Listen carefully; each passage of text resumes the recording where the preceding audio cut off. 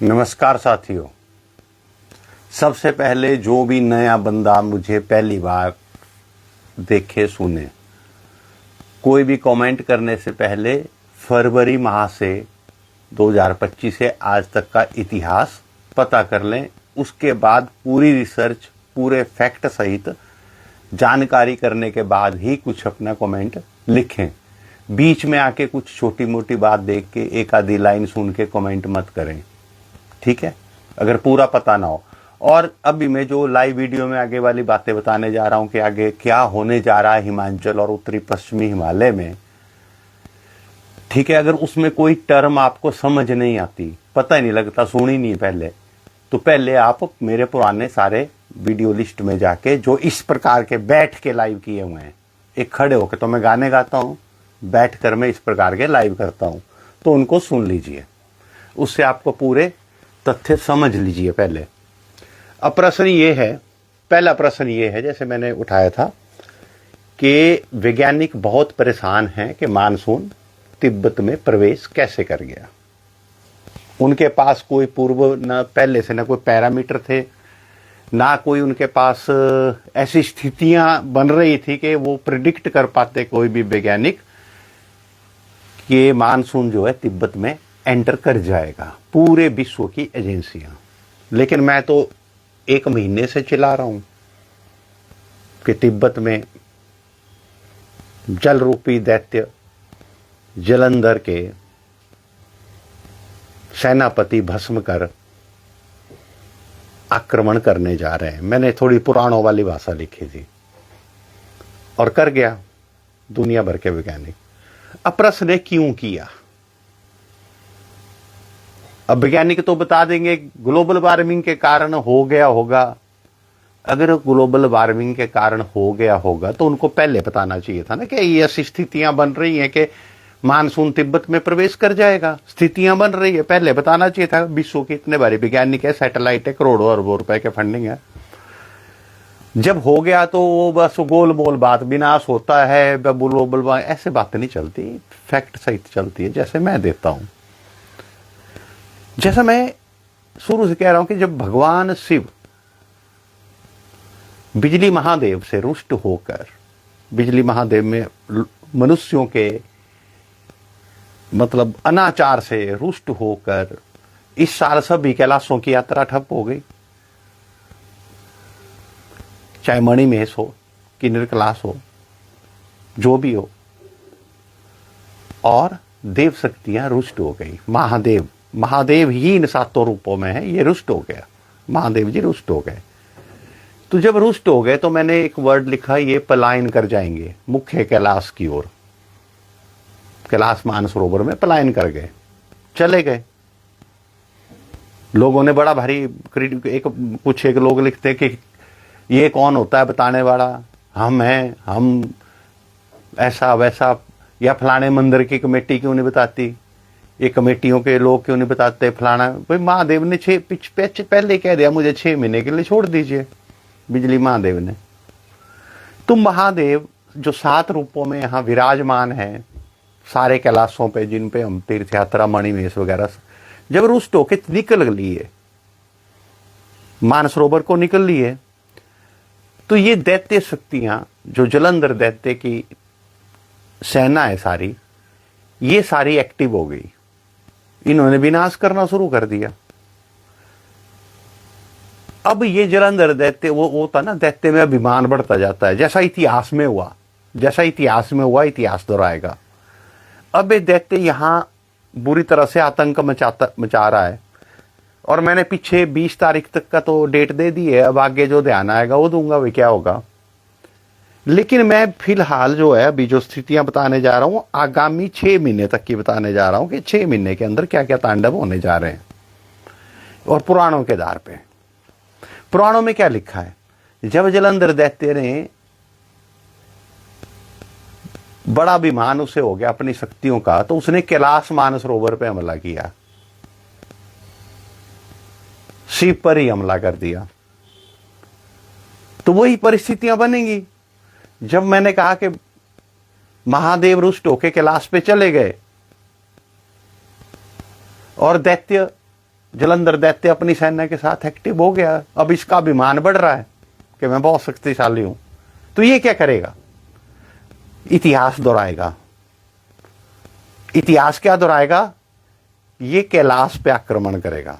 ये मैं पहले से जानता हूं, कैलाश पे आक्रमण करेगा। और कैलाश पे आक्रमण करना होगा ही होगा। इसी कारण मैंने लिखा था कि भस्मकर दैत्य जो जलंधर का सेनापति टाइप है, ये तिब्बत में जाएगा पहले सेना लेके। तो लोगों ने कहा ये क्या बकवास है। फिर अब पता लग रहा है कि मानसून, क्योंकि जलंधर है, जल रूपी दैत्य कहां प्रवेश कर गया? तिब्बत में प्रवेश कर गया। अब तिब्बत में तो चाइना का कंट्रोल है। अभी कितने समाचार बाहर आते हैं, क्या होता है वहां, वो अलग बात है। लेकिन निश्चित है इतिहास दोहराएगा। जलंधर दैत्य शक्तिशाली हो चुका है, ये कैलाश पे आक्रमण करेगा जैसा शिव पुराण में लिखा हुआ है। उसकी सेना एंटर कर चुकी है। मैंने कई टाइम पहले बता दिया था। विज्ञान आज बता रहा है कि ये ऐसा कैसे हो गया, ये तो असंभव है, समझ ही नहीं आ रहा है। मानसून कैसे के कैलाश में एंटर कर गया, सॉरी इधर तिब्बत में कैसे एंटर कर गया। फिर लॉजिक देते हैं वो ग्लोबल वार्मिंग है, ग्लोबल वार्मिंग है, तो पहले बताना था ना। दूसरी बात, मौसम विभाग के पलटते रंग। मैंने कल का मौसम विभाग शिमला के डायरेक्टर का एक वीडियो शेयर किया है पीछे। उसमें वो बोल रहे हैं कि आने वाले 3 दिन में, पिछले कल बोल रहे हैं कि आने वाले 3 दिन में कोई बारिश होने की उम्मीद नहीं है। अगर होगी कहीं बड़ी हल्की फुल्की छिटक सी हो सकती है, कहीं बारिश होने की योग नहीं है, हिमाचल में सूखा रहेगा। और कई न्यूज़पेपर ने भी छापी है वो न्यूज, ठीक है। और देखो यहां तो बारिश हो रही है, पूरी रात से हो रही है। आसपास हो सकता है कुछ क्षेत्रों में नहीं हो रही है, लेकिन यहां अधिकतर क्षेत्रों में पूरी रात से बारिश लगी हुई है और पूरी रात भारी बारिश हो रही है। अभी भी बारिश है, लेकिन सुबह कुछ और रिपोर्ट आ गई मौसम विभाग के कुछ समाचार पत्रों में। भाई चलो, अगर मान लिया समाचार, हो सकता है भाई पिछले कल के समाचार पत्रों ने कुछ गलत छाप दिया हो अपनी तरफ से, मान लिया। लेकिन मौसम विभाग के शिमला डायरेक्टर का वीडियो तो है जिसमें वो कह रहे हैं, वीडियो में साफ कह रहे हैं। लेकिन आज कुछ समाचार पत्रों में ऐसी रिपोर्ट आ रही है कि 3 दिन का और अलर्ट, 3 दिन का और अलर्ट। ओ भाई, मैं तो कब का दे चुका हूं। अब होगा क्या? प्रश्न है कि आगे क्या होगा आने वाले कुछ महीनों में। देखिए क्या होगा कि ये जल रूपी दैत्य जैसे ही अपनी शक्तियों से भरपूर होकर अभिमान में, अहंकार में आकर इतिहास को दोहराएगा। ये मानसरोवर, कैलाश मानसरोवर पर अटैक करेगा, ठीक है। अब भी तो सभी मारे जा रहे हैं ना, अच्छे लोग भी मारे जा रहे हैं, उनकी संपत्तियों का नुकसान भी हो रहा है। कुछ एक बुरे लोग कम मारे जा रहे हैं, बुरे लोगों को ज्यादा नुकसान नहीं हो रहा, अभी हो रहा है लेकिन ज्यादा नहीं हो रहा है, क्योंकि अभी ये आक्रमण जो चला हुआ है दैत्य सेना का चला है। देवताओं की सारी सेना अभी मानसरोवर में महादेव के साथ इकट्ठी हो गई है। जैसा इतिहास में सारे देवता इस समय, जैसे पुराणों में लिखा है कि जब जलंधर दैत्य का अत्याचार बढ़ गया तो सारे देवी देवता मानसरोवर में भगवान शिव के पास गए, ठीक है। ये सारे वहां इकट्ठे हैं अभी, देव शक्तियां, यहां कोई नहीं है। यहां इस समय जितना तांडव चला है ये दैत्य सेना का चला हुआ है, और अच्छे लोगों का ज्यादा नुकसान हो रहा है, क्योंकि दैत्य सेना का आक्रमण है। पाकिस्तानी सेना आएगी, अगर आक्रमण कर देगी आपके एरिया में, तो हिंदुओं को ज्यादा मारेगी कि मुसलमानों को ज्यादा मारेगी? सीधी सी बात है। तो यही, क्योंकि दैत्य सेना का आक्रमण जारी है, तो अच्छे लोगों को ज्यादा नुकसान हो रहा है। लेकिन अभी सारी देव शक्तियां वहां रणनीति बना रही है, और जलंधर दैत्य अपने अहंकार में चूर होके पहुंच चुका वहां आक्रमण करने, जैसा मैं पहले बता रहा हूं और विज्ञान अभी बता रहा है। अब जब वो कैलाश पे आक्रमण करेगा, फिर भगवान शिव तांडव शुरू करेंगे। भगवान मतलब देव शक्तियां फिर उस आक्रमण का विरोध करेंगी। अब भी आप पर जो आफत आ रही है वो आ रही है मानसून से, समुद्रों से इस इलाके पर। इसके बाद जब इस एक्शन का रिएक्शन होगा तो आफत आएगी तिब्बत साइड से, वो उल्टी उस साइड से, तिब्बत साइड से आएगी उल्टी। ठीक है, अब किस फॉर्म में आएगी? अभी जलंधर दैत्य जल से आक्रमण कर रहा है। जलंधर दैत्य की सेना जल से आक्रमण कर रही है। सारी जगह जल, हर जगह जल, हर जगह पानी, फवारे फूट रहे हैं, पहाड़ गिर रहे हैं, पहाड़ घोल की तरह बह रहे हैं। जैसा मैंने कई वीडियो में बताया था, ये जो 7 कैलाश हैं ये यहाँ के प्रकृति को स्टेबल इसलिए रखते हैं कि जब भी ये जल रूपी दैत्य का आक्रमण मानसून में होता है तो ये महादेव इन ऊंचे पहाड़ों पर उस जल को बर्फ में बदलकर ग्लेशियर बना देते हैं, अपने ऊपर धारण कर लेते हैं, फिर मानव के कल्याण के लिए धीरे धीरे उस जल को रिलीज करते हैं। कई बार बता चुका हूं। अब जब देव सेना का वापसी अटैक होगा मानसरोवर की तरफ से, ठीक है, ये तो मैंने बताया कि देव दानव शक्तियां क्या होती है, अदृश्य फॉर्म में होती है। कैसी? वो स्पेस फॉर्म में होती है, वो मैटर फॉर्म में नहीं होती, वो स्पेस फॉर्म में होती है। वो मैं कर्ण वैद्य जी वाले वीडियो के साथ बता चुका हूं। अब जब रिवर्स अटैक होगा तो ये तो स्पेस फॉर्म में युद्ध होगा, लेकिन हमें कैसे, हमारे पर कैसा इफेक्ट होगा? जब ये आक्रमण अब तिब्बत साइड से देवताओं की सेना मिलकर करेगी इन देव दैत्यों को हराने के लिए, ये क्या करेगी? इन दैत्यों के जल रूपी आक्रमण को बर्फ में बदलेगी। जो ये जल फेंकेंगे देवता, इसको बर्फ में बदल देंगे। और हो गया क्या? जहां कभी आधा फुट बर्फ नहीं पड़ती वहां भी 20-25 फुट बर्फ पड़ सकती है। जहां फुट भर बर्फ नहीं पड़ती वहां भी 20-20 फुट बर्फ आ सकती है। ये ध्यान रखना आने वाले समय में। ये समरी बता रहा हूं मैं, डे टू डे की घटनाएं उस समय बताऊंगा जैसे अभी बताता हूं। जैसे मैंने फरवरी महीने से एक सारांश समरी तो मैंने फरवरी महीने से बता रहा था, ठीक है। फिर मैं धीरे धीरे उसको डिटेल्ड करता गया। फिर आते आते जब समय आया इन चीजों का, मैं डे टू डे चीजें 2-3 दिन पहले बताने लगा। अभी मैं समरी बता रहा हूं कि जब देवता इस देव सेना महादेव के नेतृत्व में इस आक्रमण के खिलाफ लड़ेगी, ठीक है, तो वो इस जल रूपी आक्रमण को बर्फ में बदलेगी। जैसे होता ना वो सिंदूर 2 में क्या है, पाकिस्तान ने ड्रोन भेजा और यहां से उसको आसमान में ही फाड़ दिया, तो वो जल फेंकेगा, देव सेना उसको बर्फ में बदल के ग्लेशियर में बदलेगी। तो एक तरह से ठंडा ही युग आएगा। जहां फुट बर्फ नहीं पड़ती थी वहां भी 20-25 फुट हो सकती है कई स्थानों पर। लेकिन उसमें सबसे ज्यादा नुकसान विधर्मियों का होगा, पापियों का होगा।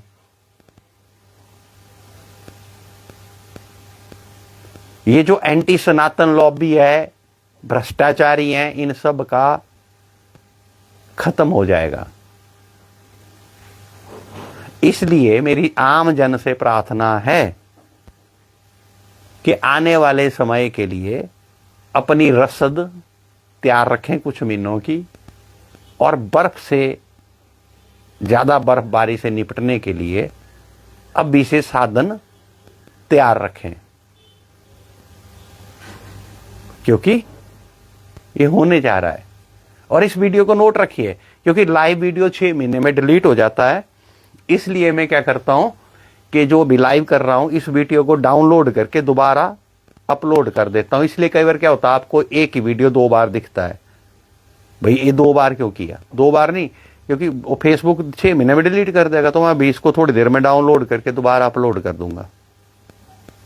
तो देख लीजिए, आज बोल रहा हूं मैं, आज बता रहा हूं, आज डेट है 11 सितंबर 2025, दिन के 2:50 के करीब या 2:55 के करीब हो रहे हैं। टाइम भी बोल रहा हूं, नोट कर लीजिए डेट टाइम, 2:55, 11 सितंबर 2025।